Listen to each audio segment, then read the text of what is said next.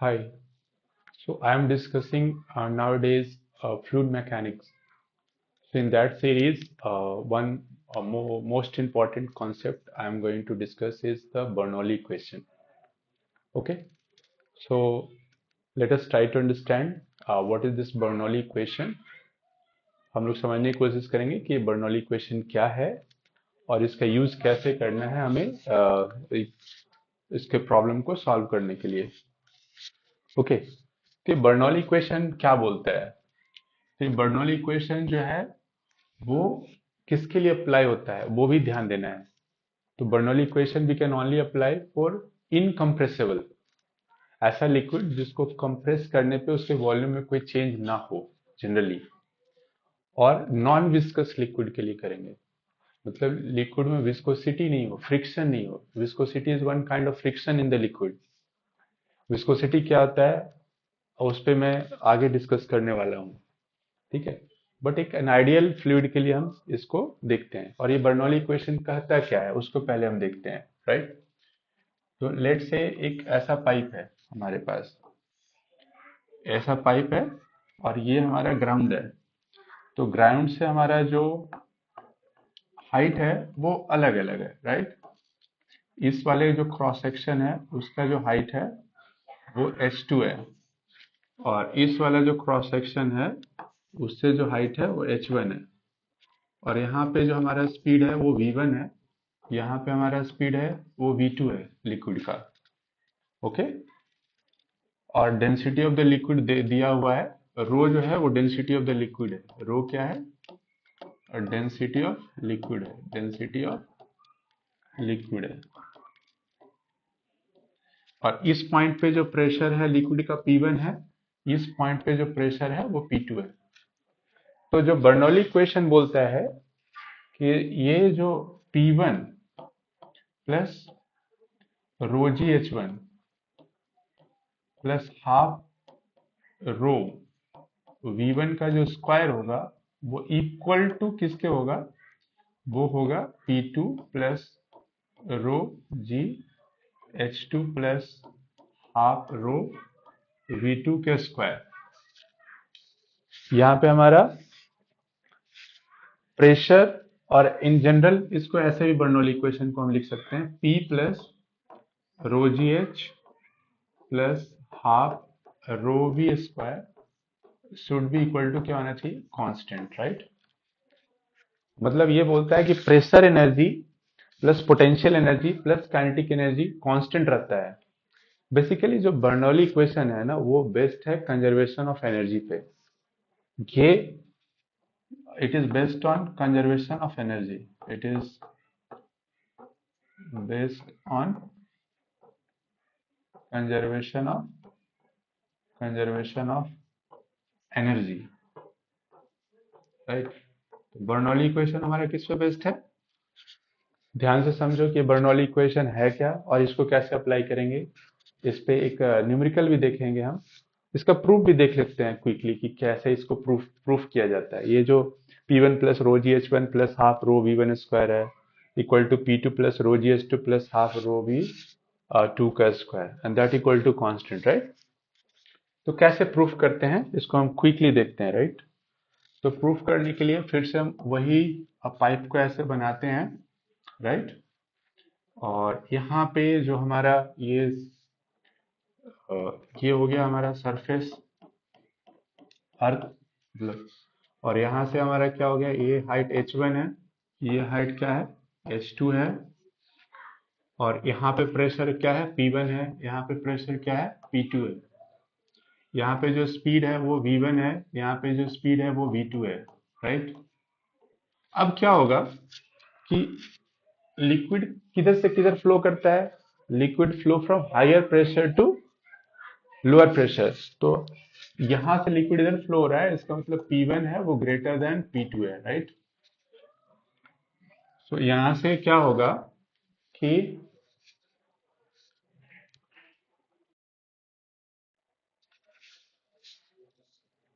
so here the second point the pressure is P2, right? Here the pressure is P2 हमारा। Second point पे जो pressure है वो क्या है? प्रेशर जो यहाँ पे है P2 है। और यहाँ पे क्या हो रहा है, अ, ठीक है। तो यहाँ से अज्यूम करते हैं कि डेल्टा टी टाइम में क्या होगा।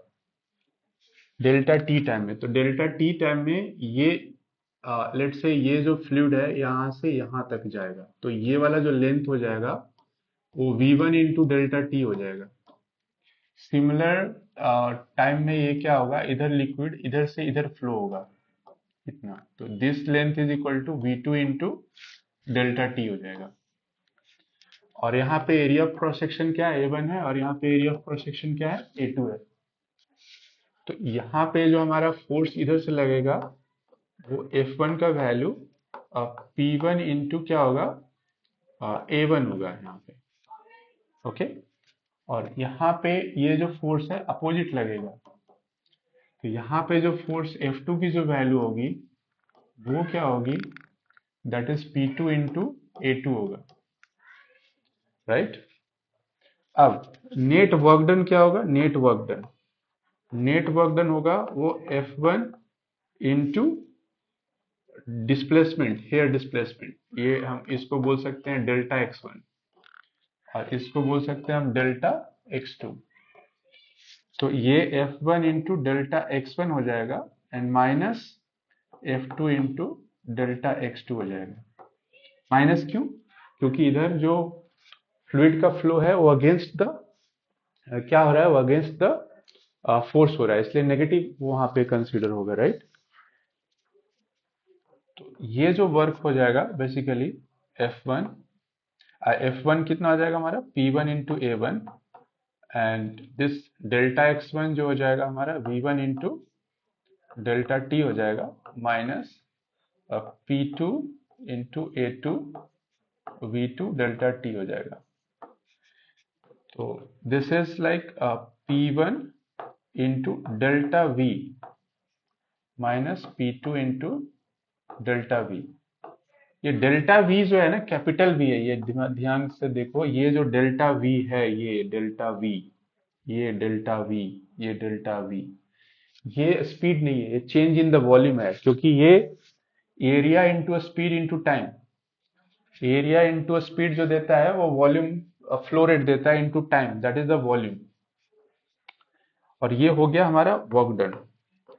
अब ये जो वर्क डन होगा वो change in kinetic energy plus change in potential energy के इक्वल होगा, क्योंकि मैं पहले ही बोल चुका हूं कि बर्नौली इक्वेशन किस पे बेस्ड होता है, कंजर्वेशन ऑफ एनर्जी पे बेस्ड होता है।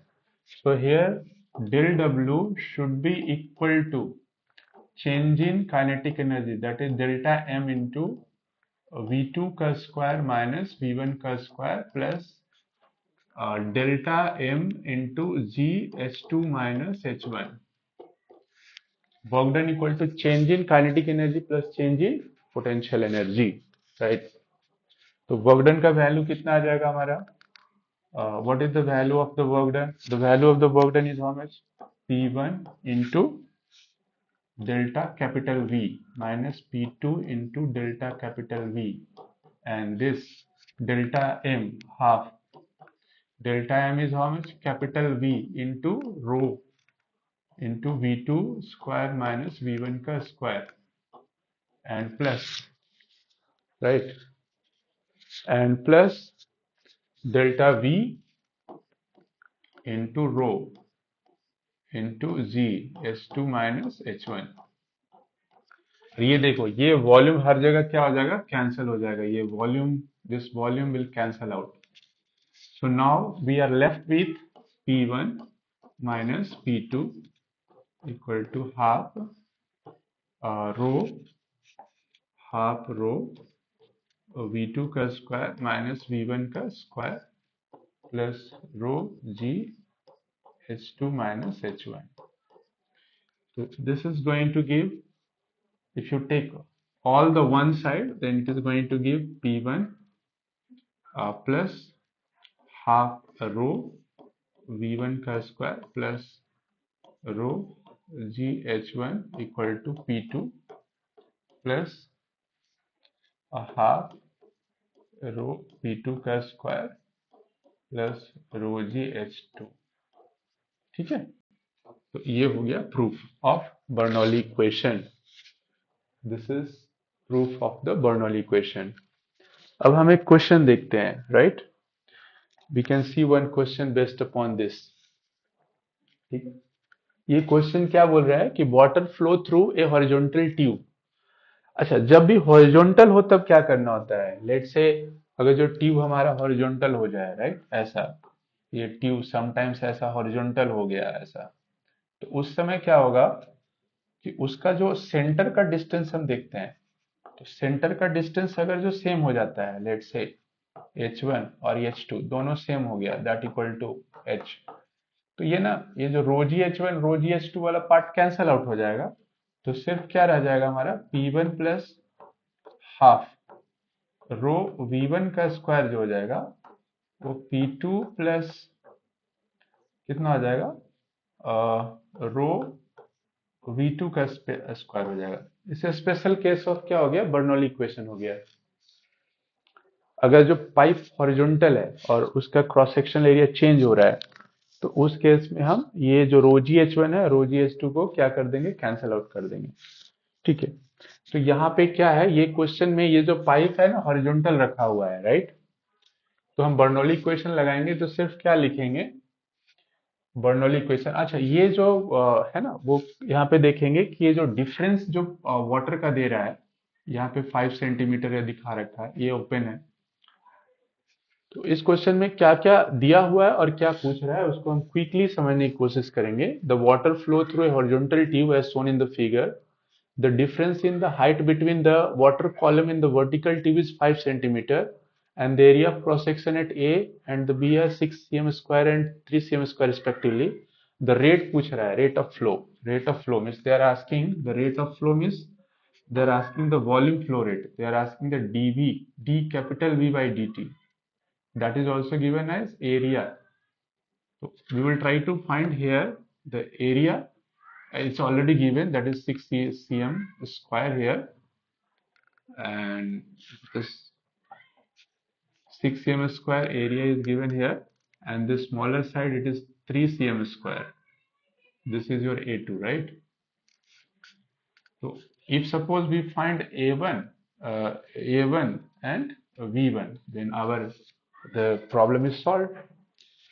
Okay, as this pipe is horizontal, so we have to use this P1 plus half rho V1 square equal to P2 plus half rho V2 square. Bring this P1 minus P2. P1 minus P2 will become half rho V2 ka square minus half rho V1 ka square, right? And this pressure difference, how will find the pressure difference? This pressure difference is given here. You can see this is 5 centimeter of the water. 5 centimeter of the water. So 5 centimeter of the water means rho gh. We have to use the formula rho gh. You know, rho gh. We have already discussed this. The pressure rho gh, the difference. The rho gh is, rho is the water, right? Density of the water, and the water itself is flowing. So rho z, and this height is 5 centimeters. So 5 into 10 to the power minus 2 we have to take, and half rho we can take common, and the v2 का square minus v1 का square. So this rho क्या हो जाएगा हमारा, cancel हो जाएगा, right? And one more thing, a1 v1 equal to a2 v2 we can use. So a1 is 6 centimeter, and here a speed is the v1, right? Here we are taking v1, and here we are taking v2. So we can use the equation of continuity. That already have discussed the equation of continuity. That is a1 v1 equal to 3 into v2. Okay, so the v1 or the v2 is becoming, the v2 is 2 times of v1, right? The v2 is the 2 times of v1. So I'm going to use there in this. So g is 10. So 10 into 5, and bring this to this side, and into 10 raised to power minus 2 equal to v2. 2 I have taken already this side. So v2 is 2 into v1 ka whole square minus v1 ka square, right? So this is like ये 5 into 2, that is 10 into 10 into 10 to the power minus 2, and this is 3 v1 का square. So this is going to give you 1 3 v1 का square. So v1 का square equal to 1 by 3. So the v1 equal to 1 by root 3. The value of v1 is 1 by root 3. Okay. Now the volume flow rate we have to find. The volume flow rate is how much? Okay, you convert into centimeter per second because they're asking the answer in cm cube per second. So we can multiply it by how much? We can multiply it because this answer is in meter per second. It's meter per second. So we multiply by 100. Then it will become centimeter per second. Now we have to multiply by area is already given at this point, that is 6. So 6 cm. 6 cm into 100, okay, by root 3. So it is cm. This is cm square and this is cm. So this will become cm cube per second. So if you simplify, this answer is going to give you how much? This 6 you can write like 2 into 3 into 100 upon root 3. So root 3, and here we are going to get root 3. So this is 200 root 3 cm cube per second. Okay, and this is also called Venturi meter. Okay, this is one of the application of Bernoulli equation. Okay, this is a Venturi meter which is used to find the volume flow rate or a speed of the liquid. So it is just one application of the Bernoulli equation. Okay, thank you.